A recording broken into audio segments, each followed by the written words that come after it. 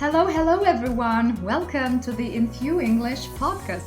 I'm Klaudia, Łojas, your Enthu English coach, and thank you for tuning in to episode 22.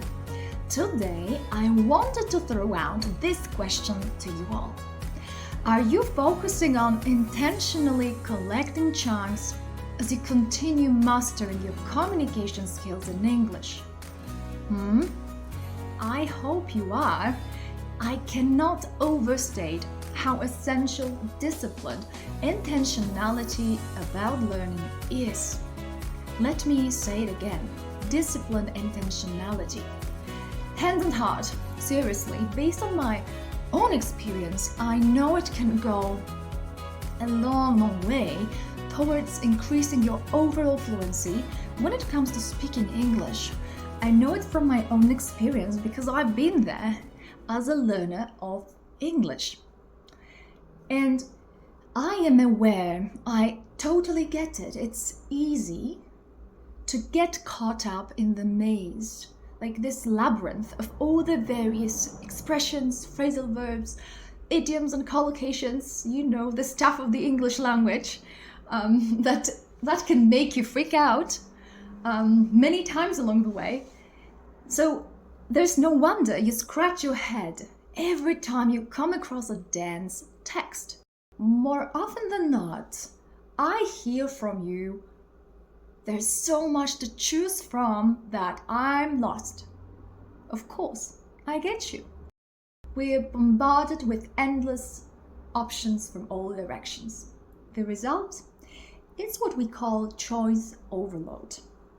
And it doesn't just refer to material products like coffee, let's say, or clothes, but when it comes to vocabulary, it's a real thing. And as language learners, we do get overwhelmed too. So then, if your ultimate goal is to speak with the chunks you choose, please listen on to find out how to do it by mindfully asking yourself 6 questions. I formulated them in such a way that they're in fact a variation on the same theme, which is helping you measure how aware you are of what you already can and discover how ready you are to move on with your learning. In this exactly episode, I'd like to throw a beaming light on the overshadowed area of learning vocabulary. And I wonder, have you noticed that I refer to vocabulary acquisition in a general way? I said learning vocabulary. Yeah, you heard it right. I meant it. As you'll soon find out, just stay with me, it's not mainly or in all cases about learning the new vocabulary. Anything that is difficult because it's new, complex because it's new. Today I want to make sure that you walk away with the understanding that what you already know but underuse or don't use at all has great value in and of itself. And that's, wait for it, that's where the catch is. Let me just share my observation with you now. What I mostly observe is that many adult learners I coach and teach choose to learn what's much beyond the circle of their readiness to process and ultimately use. Is it surely the way to go? I invite you to join me and think more deeply about it now. Since I had this eye-opening observation, I've gone to great lengths to guide my adult learners toward what they can immediately experiment with and test. This is important, based on the current level and what they are ready to learn. Okay, I keep talking about being ready, readiness, but let me explain what I mean by readiness. I'm a fan of metaphors. That's the way I have actually become.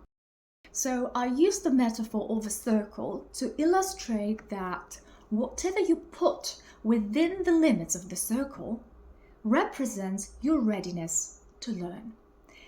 And now, anything that goes beyond the scope of the circle is what you're not yet ready to let in with a smile. Did you get the picture? Right. To make it clear, there's still a lot of room for challenge. It's not like I encourage you to stay in your comfort zone. Not really. The way we do it is we do it within the range, or we learn vocabulary within the range of your readiness, which comes from the strong knowledge foundation that you already possess. We just need to tap into this foundation with the tools that I have available for you. And now, what I've already mentioned, this doesn't work. I'm talking about choosing what's too advanced or beyond your current readiness. It won't guarantee success, quite the opposite. I think it'll set you up for failure and frustration, eventually leading you down the "it doesn't make sense" pattern of thinking. I say, let's not go there. No, let's not go there. It's perfectly avoidable. As I have seen it happen many times, it works. You just need to know the tool and follow it. And I have such a tool for you. Because the problem is, we tend to pick the most difficult words instead of just going for what you're likely to remember effectively with long-term effects, which then as a basis can help you learn something that is beyond the scope of your readiness or beyond your comfort zone and the right moment. After all, what's your goal? Isn't your goal actually to communicate rather than compete? So communication, not competition. All right, having said that, here are a couple of questions that will come in handy when you're wondering what chunks to let in with a smile to keep them in your long-term memory for good. Number 1, am I really ready to start using it today? How then? 2, how do I know it's what I most need at the very moment to communicate my ideas, thoughts, and messages? Maybe there's another way to say it. 3, what can I already say that will neatly connect with this new or familiar chunk? Again. Remember, it's not just about learning new combinations of words, but also making sure you give your full attention to what you wouldn't say naturally yourself, but it's pretty simple in nature, something that when you see it, oh, I understand this, it's easy, but I wouldn't say it. So go for it. Number 4, what knowledge is missing that makes me unprepared or a little bit unprepared to use it today, to use the chunk that I can come across? 5, how will I know I'm ready to pick it up and give it my full attention with the renewed energy? And finally, what system can I put into place or perhaps create for myself to keep track of all the previously abandoned chunks? Here's the exercise for you. Think back to your last selection of chunks. I invite you to do a vocabulary audit and decide which chunks you would be better off putting on a wait list until you're ready for them. Again, it's important that what you learn is closely linked to what you already know to some degree.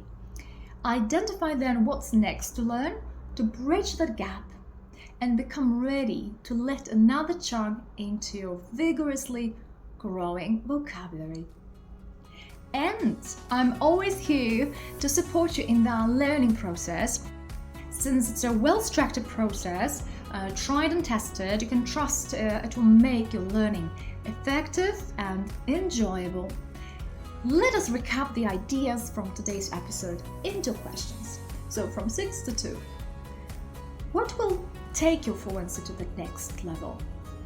Will knowing this complex chunk help you communicate your next idea, thought, or formulate next argument or question? Give it some thought now. Alright, thank you, Enthu English speakers. I'm your coach, Klaudia Łojas. Thank you for listening. Thank you for learning from me. I'm enthusiastically committed to bringing you valuable insights and practical learning tips to have you continue your path to fluency. I'm cheering you on as you're choosing wisely what chunks to learn. Stay well. Bye-bye.